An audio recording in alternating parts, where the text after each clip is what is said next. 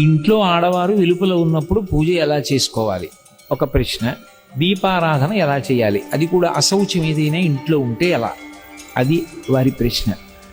మంచిదే.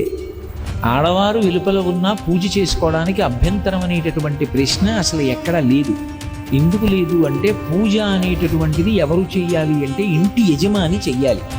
ధర్మపత్ని సమేతస్య అనుంది కానీ ధర్మపతి సమేతస్య అని ఉండదు సంకల్పం. అంటే దాని అర్థం ఎవరు చెయ్యాలని?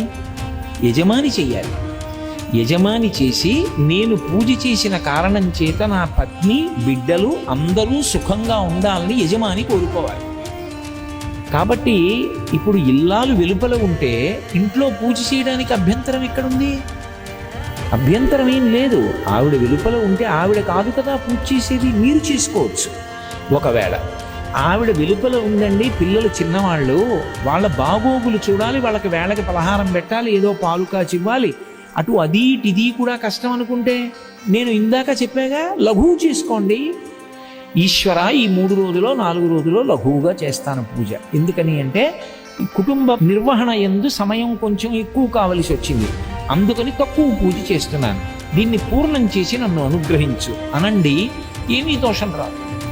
ఇక ఆమె వెలుపల ఉంటే దీపం పెట్టడానికి అభ్యంతరం ఏముంది? పూజలో అంతర్భాగం దీపం పెట్టడం, పూజ చెయ్యొచ్చు అని నేను చెప్తుంటే దీపం పెట్టడానికి అభ్యంతరం ఏముంది? అభ్యంతరం లేదు. నేను ఇవన్నీ దేన్ని ఆధారం చేసి చెప్తున్నానంటే ఆవిడ వెలుపల ఉన్నారు అంటే ఆవిడ వేరే కూర్చున్నారు అన్న భావన దృష్టిలో పెట్టుకు చెప్తున్నాను.